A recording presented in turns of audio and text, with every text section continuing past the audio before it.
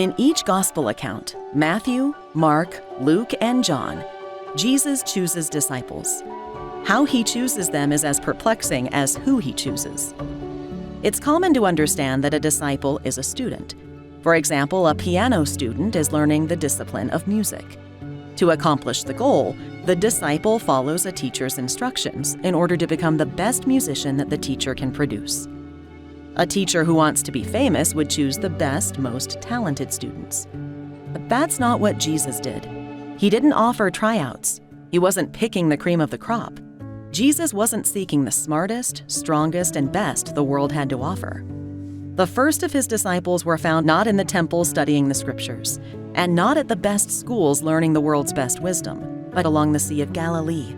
Jesus chose fishermen from a fishing village with fish at their feet and nets in their boats. Jesus didn't choose his disciples because they had some special quality he needed. He chose ordinary, regular people going about their daily duties who needed him. Being chosen by Jesus without any good reason is a shock to every disciple who thinks there must be something inside, some hidden gem of goodness that Jesus is trying to bring out. Peter, the first disciple, was shocked when Jesus showed Peter his sin instead of his greatness.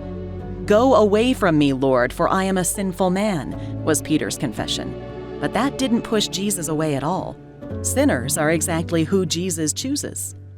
That is the truly perplexing nature of being Jesus' disciple.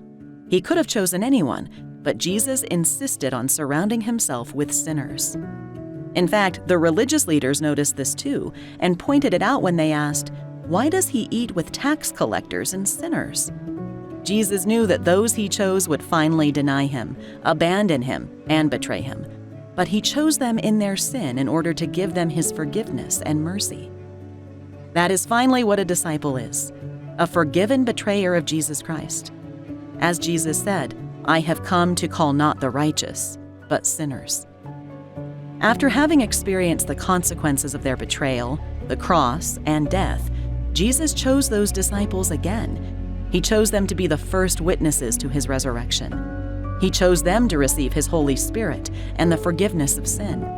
And finally, he sent them out to testify to his resurrection and deliver his promised kingdom to all the world.